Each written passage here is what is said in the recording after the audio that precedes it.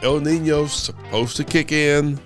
If it starts raining, can the stockpile tall fescue make up for it? The problem is that people beat up their fescue stands last year and this year, and so we've got a lot of agronomy specialists that are talking about replantings this fall just because the stand has been weakened. Tall fescue.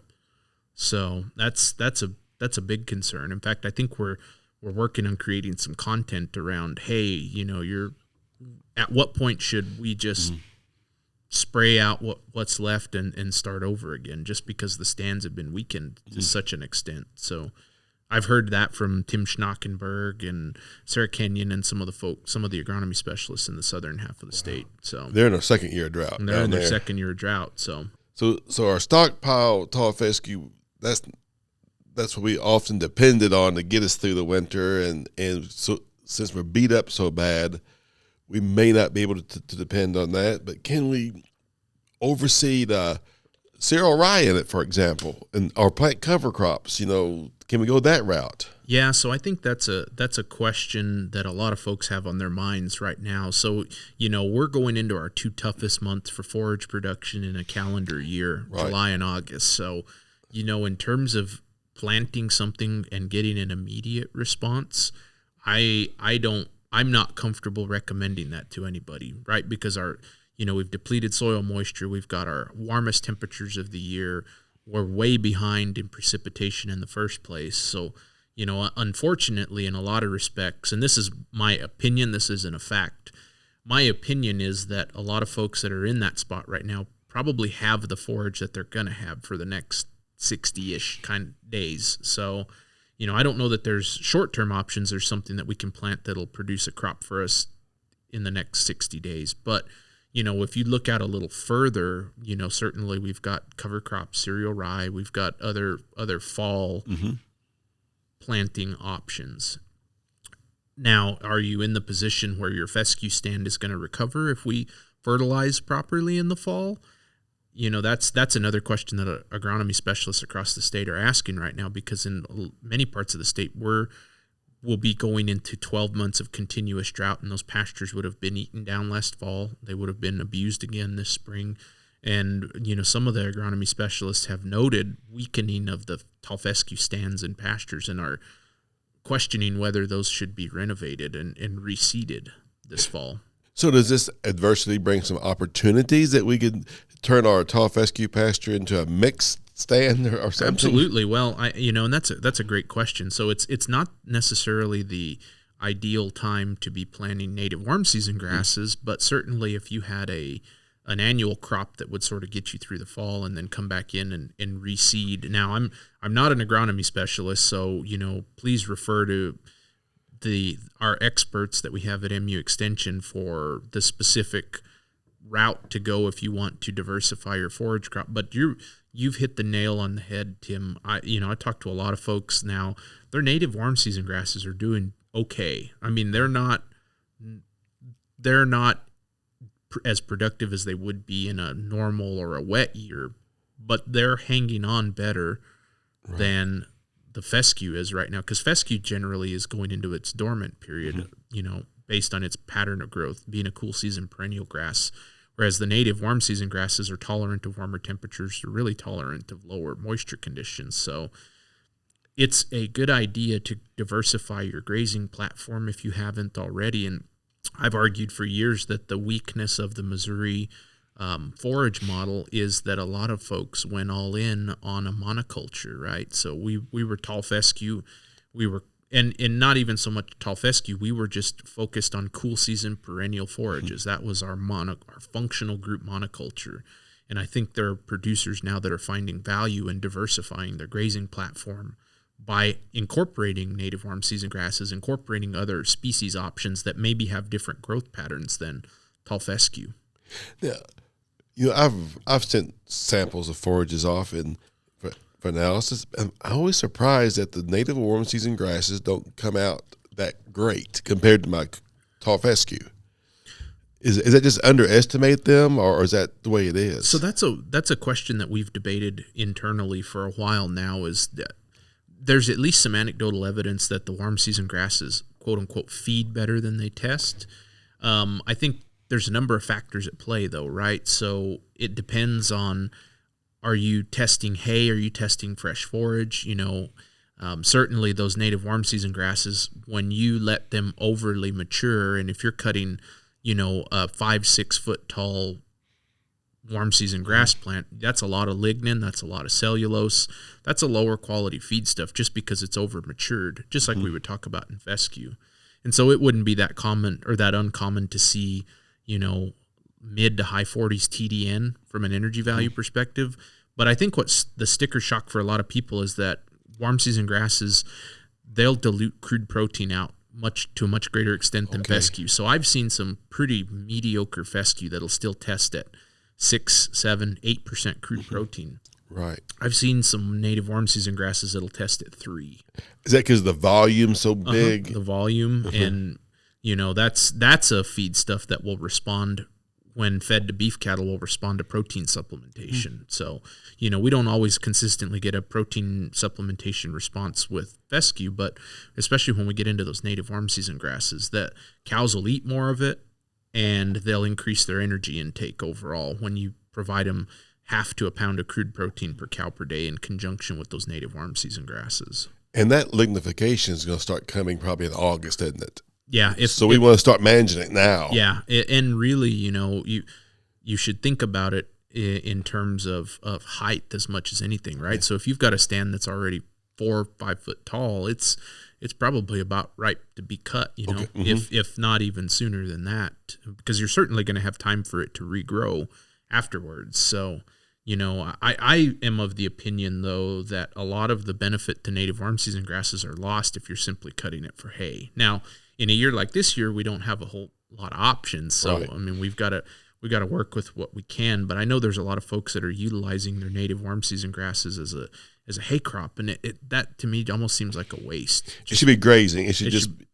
But now you can't graze into the ground like you can tall fescue. Yeah, and I think that's one of the challenges that producers have, is that I would say that fescue's superpower is that it's tolerant of poor management, right? So we graze it into the ground and it comes back the next year. And, it takes some pretty drastic drought type conditions and repeated overgrazing and, just chronic mismanagement to harm a stand, where the native warm season grasses, they can tolerate a one-time heavy grazing event, but the problem is that it takes them longer to recover from that event.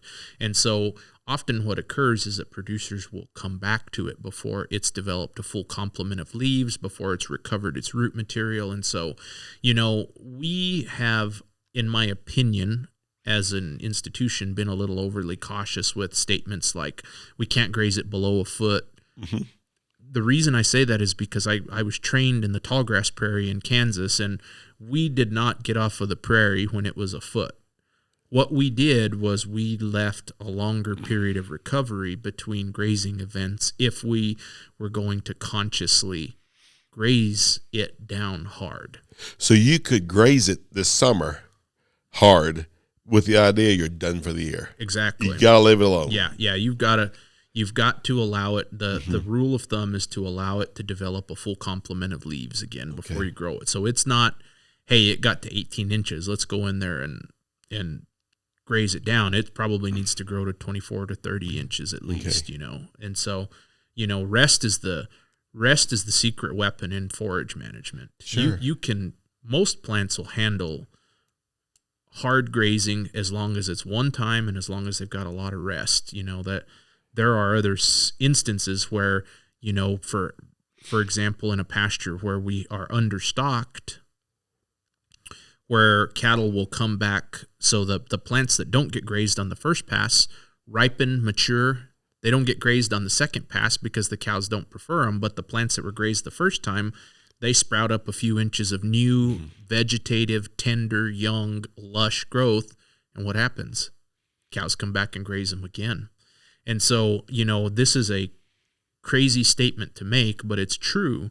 There are pastures in this state that are simultaneously overstocked and undergrazed. And that's the pasture that's simultaneously overstocked and undergrazed is the one where we continuously graze, where we leave the cows out year round, where we're not implementing a managed grazing system, where we're allowing those cows to bite to graze their preferred plants multiple times within a grazing season. Do you think our folks that are looking at mostly they don't make a lot of hay, they're trying to graze year round, are they going to be really hurt this year, or are they the ones going to come out ahead? You're going to get me in trouble. Oh, Tim. okay. But I'm going to say it. So the folks that are really emphasizing grazing and doing less, they're on the lower end of the spectrum of haying. Their stocking rates are probably more conservative to begin with. Sure. They've probably got a managed grazing system implemented. They're incorporating rest and recovery. Mm-hmm. They're rotating those cattle around. And most importantly of all, what they're doing is they're increasing their forage utilization rate. Mm. So when I say that, I mean the proportion of feed grown on a pasture that ends up in a cow's mouth. So in a continuous grazing, cows stay on the same pasture year round. Cow's going to consume less than a third of the forage it's actually grown. She's either going to ignore the rest of it, or she's going to trample it into the ground, she's going to foul it, or otherwise just refuse to eat it. In a managed grazing system, a good managed grazing system, we can double that. We can actually go from about a third forage utilization rate to 2/3. Oh, wow. And that's on the higher end, the guys that are doing a good job. But it's kind of funny. There's times where these gurus are going to come out and talk about doubling your forage production with the managed grazing system. And they're wrong, but they're wrong with their heart in the right place, meaning that you're going to double the amount of forage that's produced that ends up in a cow's mouth because of the changing in the harvest efficiency or the forage utilization rate. But you're really probably only going to improve forage production by maybe 20% at best with a managed grazing system.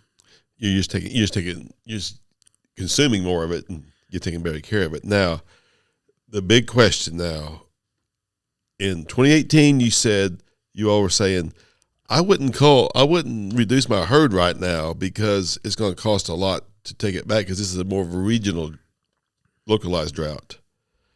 We have a widespread drought now. So what's some of the advice now on your herd itself numbers?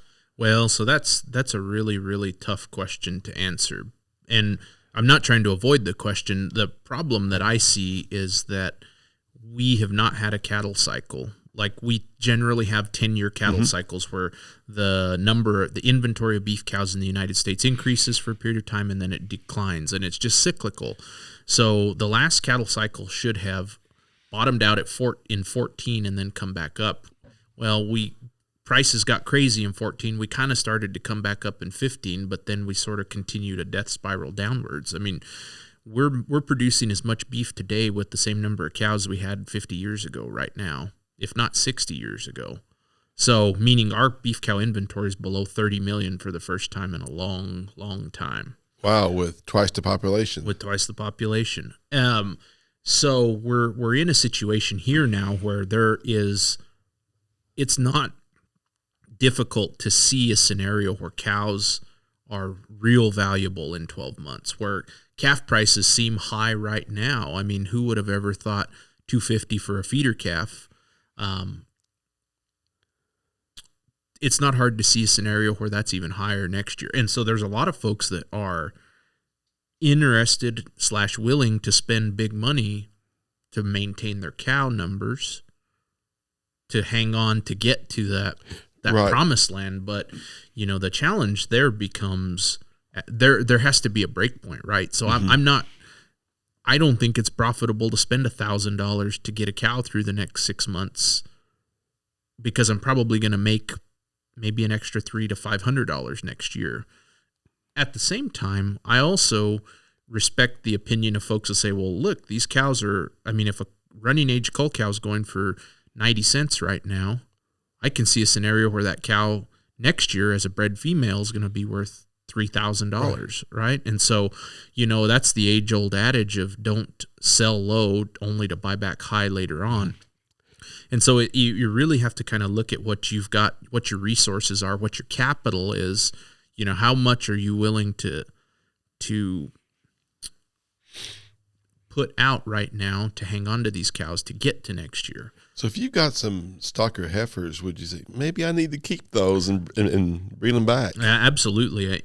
But the problem is that if you think about it, we've been, for several years now, we've gotten to that point. At some point in the calendar year, we've said, oh man, it looks great. We probably ought to think about keeping heifers back. And then we're either dry or we've got some other sort of market disrupting event like COVID or that Tyson plant in Holcomb, Kansas a few years ago that really threw the feeder calf market for a loop. I mean, it just seems like we've had, black swans are supposed to be really rare occurring events that kind of are market disruptors. It sure seems like we've had a black swan 3 out of the last 4 years, so it's almost hard to look that far ahead in the crystal ball because of that. But there are certainly going to be folks that are optimistic about next year's prospects that are going to be willing to feed through this scenario. And I think what the most prudent thing to do is maybe not a complete destocking, but a strategic destocking, So, and I think even going forward, Missouri farms would be stronger if they diversified their grazing platform, not just from a forage standpoint, but from a livestock standpoint. So, a livestock business that's 100% dependent on cow-calf production. The problem with beef cows is they got to eat 365 days a year. You get attached to them and you don't want to sell them, and you don't sell them until it's too late. But when you incorporate different classes of livestock into your operation that you don't have a problem putting wheels under, or that don't depreciate during drought conditions where you're reluctant to sell them because you think, oh, I'm going to be selling them at a loss, whether that's running some stocker cattle, whether that's keeping your calves and backgrounding them for a period of time that you're going to market anyway at some point in the future, whether that's having more replacement heifers than you need that can be sold to somebody else. A farm that is somewhere in the neighborhood of 2/3 cows and 1/3 just flexible grazing units is probably going to be more drought resilient in the future than one that's just solely 100% of their grazing platform devoted to cow-calf production. Sure. But it's also a good time to really look at your herd and think, some of these, it's time. Yeah, and there's obvious culls at any given time, right? So bad eyes, bad udders, bad dispositions, open females, animals that, quite honestly, this is less obvious, but animals that are worth more to somebody else than they are to you. Yeah. Which is hard to imagine that scenario in drought conditions like this, and especially in widespread drought conditions. 99% of the state is at least in D0 drought right now, according to the UNL Drought Monitor website, the map that comes out every Thursday. So that one's probably a little bit more of a stretch, but still, I think that going forward, the Missouri grazing platform needs to be diversified from a forages perspective, and it needs to be diversified from a livestock perspective to mitigate these drought risks. Because after the 2018 drought, I went back and looked at 83 years of weather station data from here in Columbia, and there were 18 drought years in 83.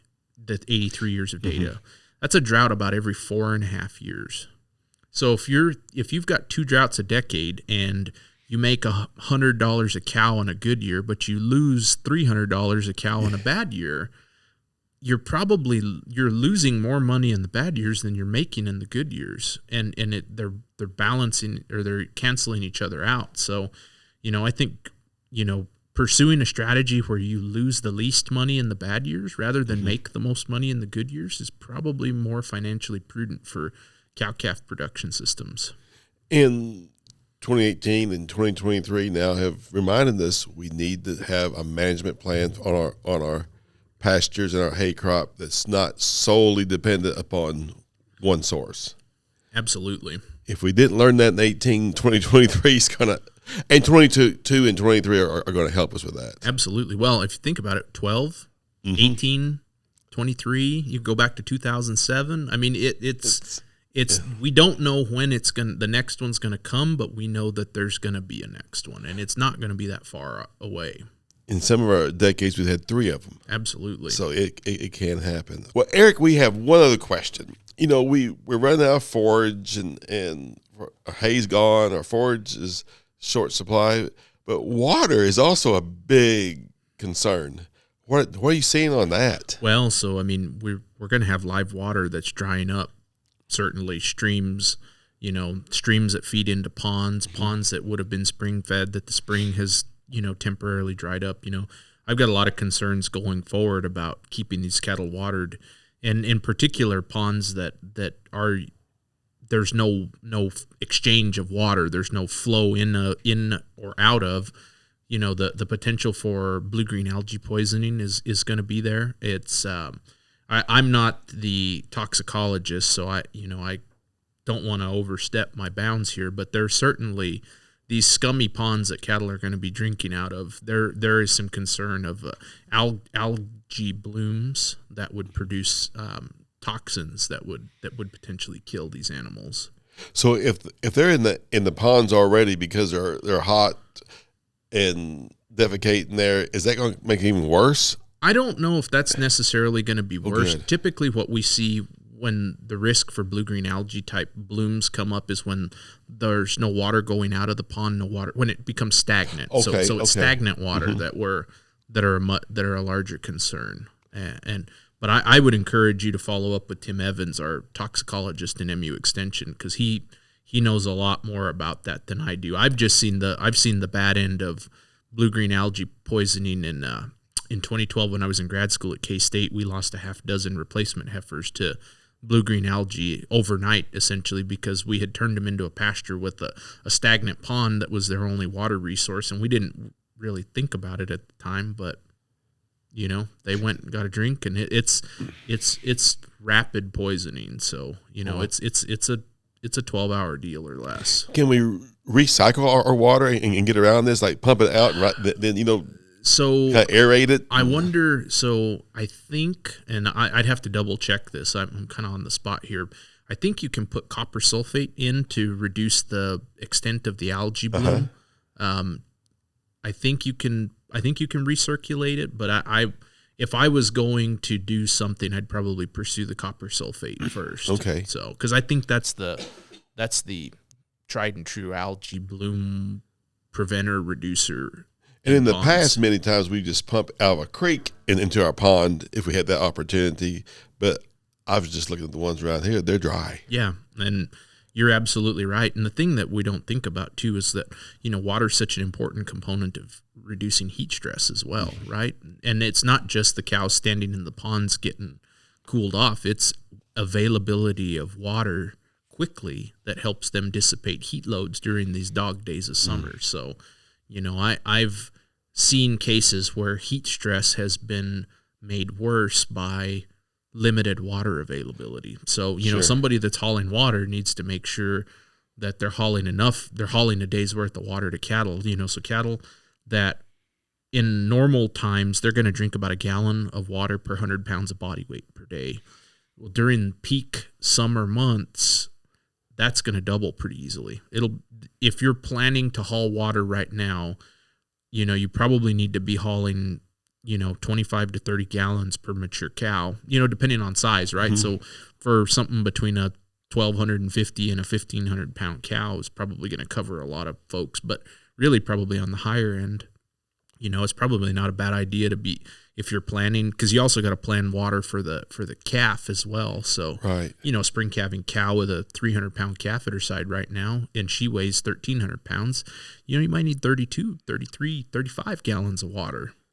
So, and with the heat, we probably don't want them walking as far to the water. Absolutely. Yeah. We want to try to get that narrowed down. Yeah. So, and unfortunately, Missouri's not like, Missouri and Kansas are not like where I'm from in New Mexico. We had 40 some windmills on the ranch, and we had, 80 miles of pipeline on, 100,000 acre ranch. So water availability was never a function of precipitation, moisture, or lack thereof. We were covered. We didn't have those same water concerns. But here, folks don't have nearly the developed water infrastructure and are more reliant upon surface water.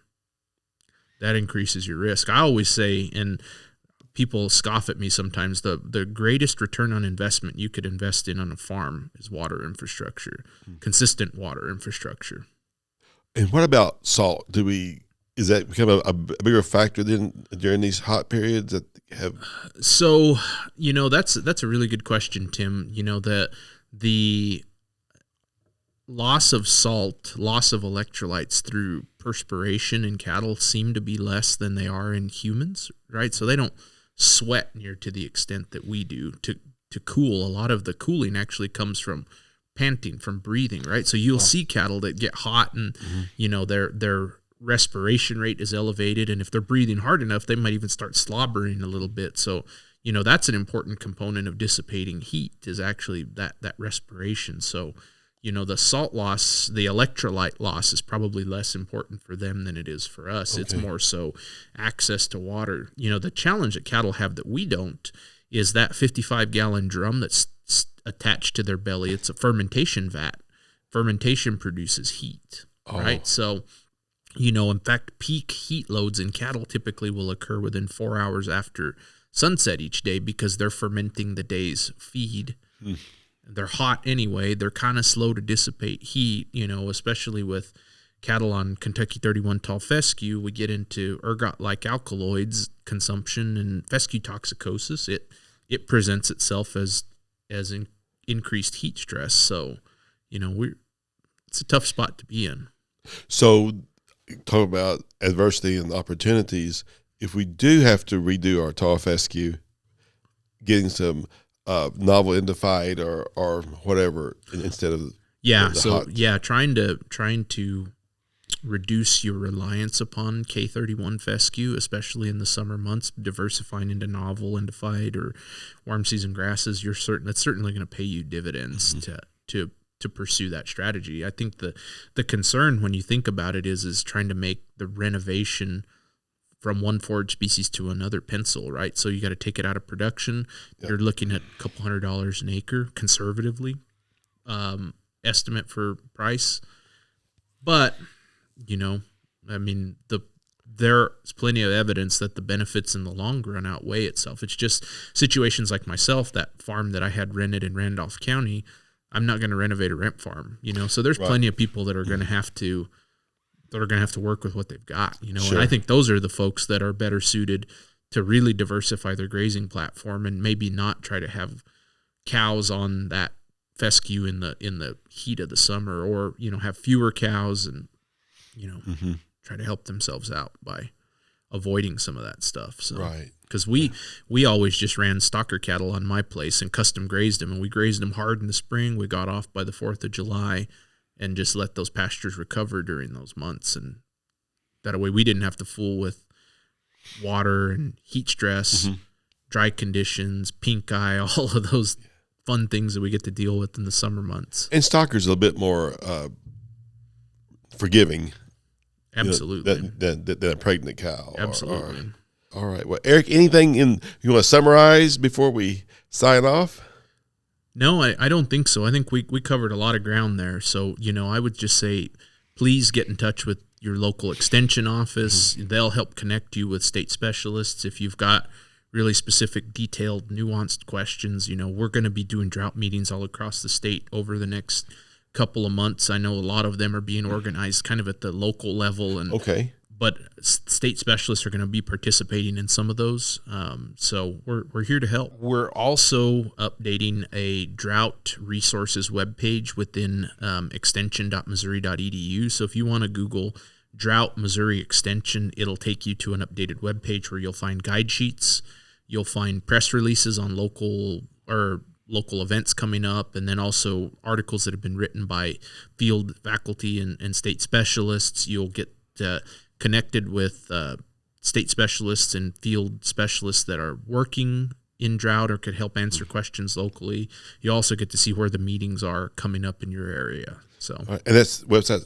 It's probably best to just Google Drought Missouri Extension, and that page will come up. It'll Wonderful. Be the first one in the search bar. And I imagine you'll be at some of the research centers on their workshops and field days. Yeah, I suspect that I will be. Honestly, my calendar is so dizzying right now that I don't know what I've agreed to. I just know that I'm going to be somewhere. Probably. It's going to get filled up even quicker. All right. Well, thanks so much, Eric, for this timely discussion, and we wish the producers the best. Absolutely. Thanks, Tim. Thanks. Well, this is it for Tim's Take, and Eric gave us a lot of great information. And if you have more, I'm sure you can contact Eric or your local extension because they are in contact constantly with Eric. Yes, sir. All right. Thanks.